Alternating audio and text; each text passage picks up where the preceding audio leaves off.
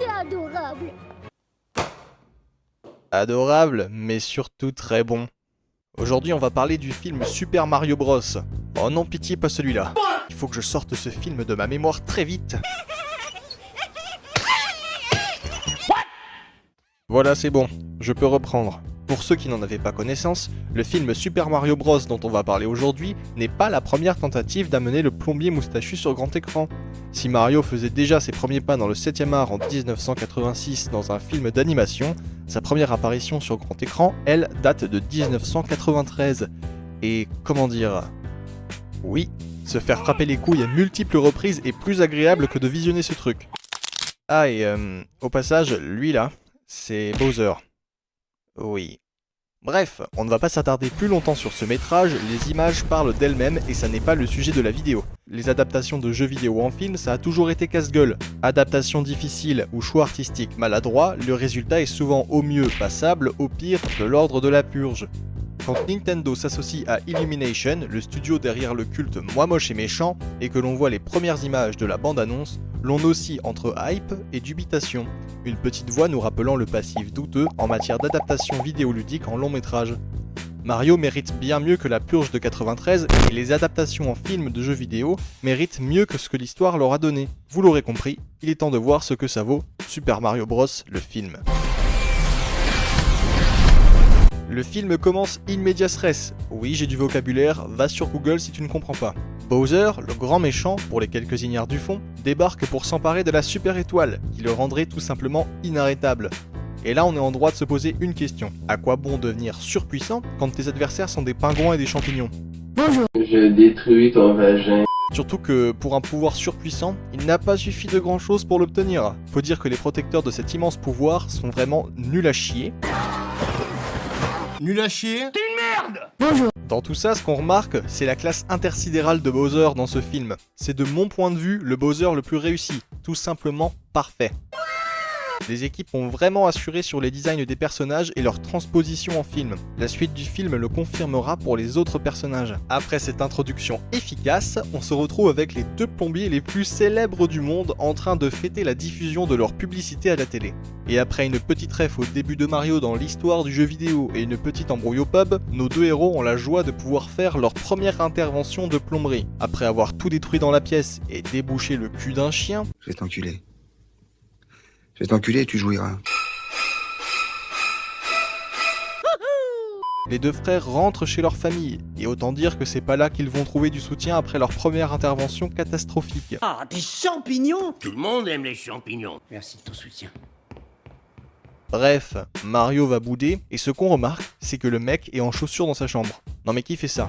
Après, je suis pas sûr qu'on ait envie de voir les gros pieds de Mario.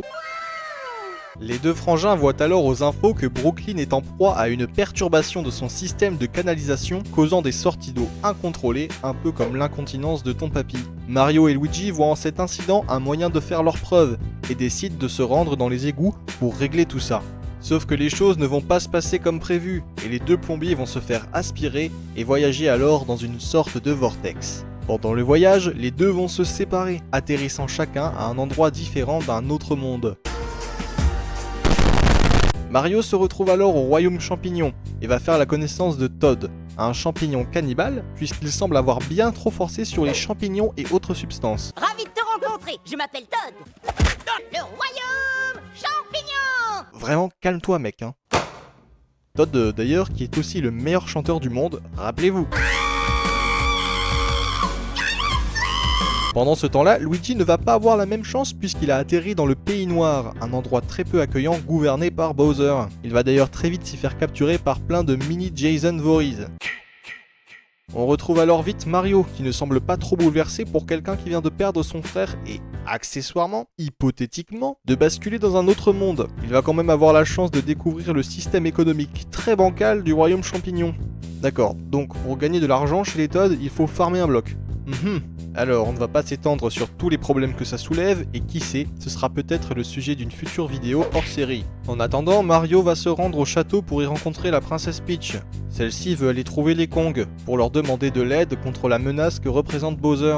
Elle accepte d'emmener Mario avec elle, qui lui, veut aller sauver son frère. Et bien sûr, pas avant une séance de parcours sur une énième musique connue pour créer artificiellement de l'ambiance et de l'entrain dans le public. Parce que je ne l'ai pas précisé, hein, mais c'est déjà la 4e fois qu'on nous fout de la musique comme ça juste pour le kiff.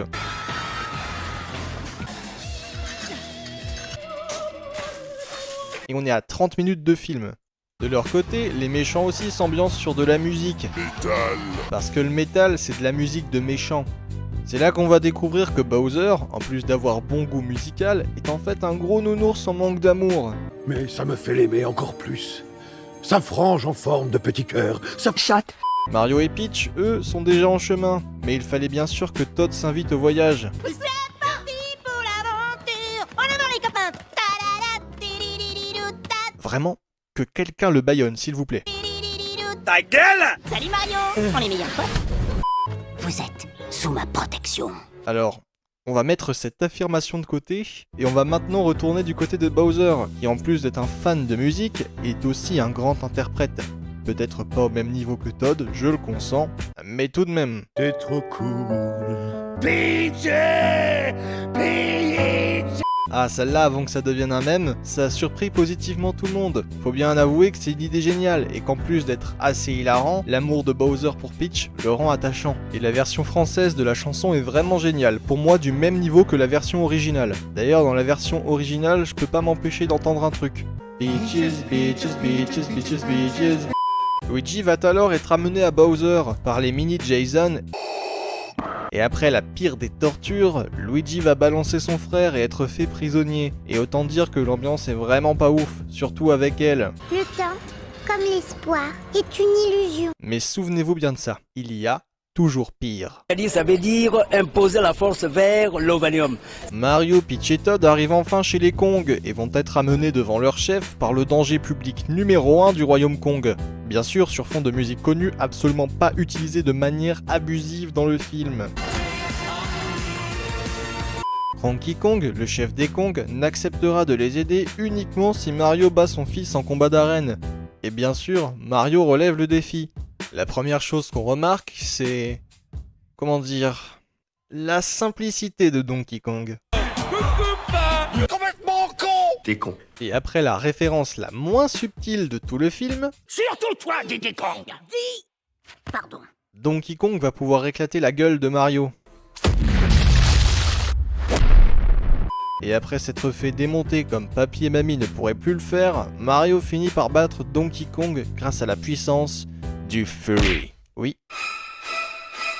L'armée des Kong gagnée, il est temps pour eux d'aller attaquer Bowser. Mais bien sûr, pas avant une séquence fanservice sous musique connue pour mettre de l'ambiance artificiellement. Le complexe d'infériorité. J'ai un petit zizi! Pendant ce temps-là, Bowser s'entraîne à déclarer sa flamme. Oh, comme il est mignon. Princesse Peach. Eh bien, il faut croire que l'amour perce les plus durs.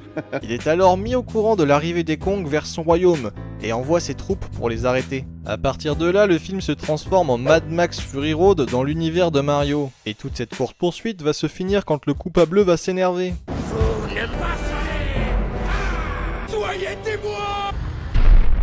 Je vous l'avais dit, hein, c'est vraiment Mad Max Fury Road dans l'univers de Mario. Soyez témoins! Bref, la finalité, la puissante armée Kong se fait capturer.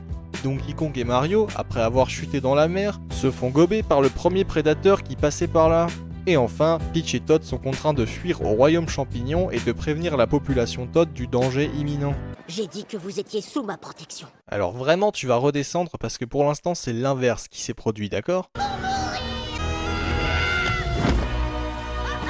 Vous étiez sous ma protection. Je n'autorise personne à se foutre de ma gueule. Bowser débarque alors au royaume champignon et force Peach à se marier avec lui en utilisant Toad comme moyen de pression. Vous étiez sous ma protection. Commence alors une cérémonie de mariage avec comme invité notable le meilleur personnage, le roi Boo. Ah, le nombre de courses sur Mario Kart 8 que j'ai fait avec toi. Bref, on s'en branle. Ce qui est vraiment important, c'est que l'intégralité des prisonniers vont être sacrifiés en l'honneur de Peach, dont notre cher Luigi. Mais c'est sans compter le power-up caché dans le bouquet qui va permettre à Peach de transformer Bowser en gros glaçon. J'ai un gros glaçon sur la tête. C'est aussi sans compter l'arrivée de Mario et Donkey Kong, qui ont réussi à s'échapper du monstre marin grâce à un réacteur, et qui débarquent au royaume champignon pour les aider. De son côté, Peach fait un carnage, et elle va même se mettre KO elle-même en faisant exploser le roi Bob-omb. Je sens que je vais exploser à tout bout de champ. Et ça va péter.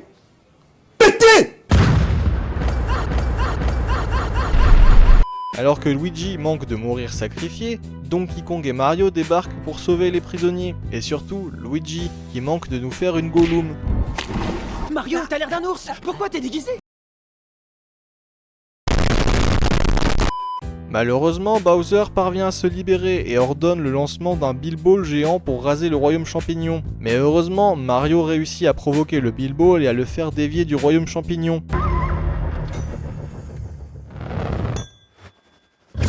Ne t'inquiète pas, ça va bien se passer. Je vais te défoncer la gueule à coups de clé à molette, grosse merde! Confiant, il en pourra plus d'extase. Le Bilball est alors aspiré par un tuyau et explose de son autre côté. Sauf que voilà, l'aspiration provoquée par l'explosion va avoir pour effet d'aspirer tout le monde et de les amener à Brooklyn.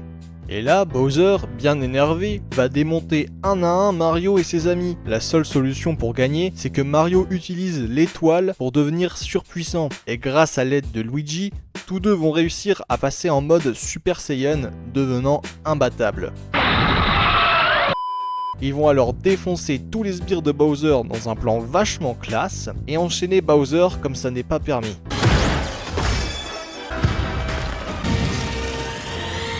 Fatality.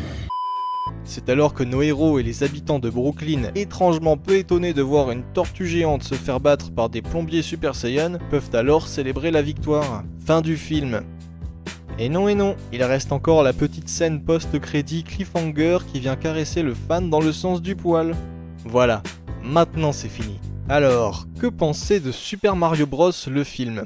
Indéniablement, c'est un bon film qui a su être à la hauteur des attentes. Les avis et le score au box-office le prouvent bien. Le film a su adapter son univers et les personnages sans trop vouloir en faire en termes de scénario. Une histoire simple, suffisant amplement à ce genre de production et collant parfaitement à l'univers de la franchise. Le film brille par son aspect technique, belle image et univers très coloré associé à un bon rythme et une réalisation dynamique et inspirée, offrant des plans très sympas. En résulte le fait qu'on ne voit pas le temps passer devant ce film et l'on passe un très bon moment sans jamais s'ennuyer.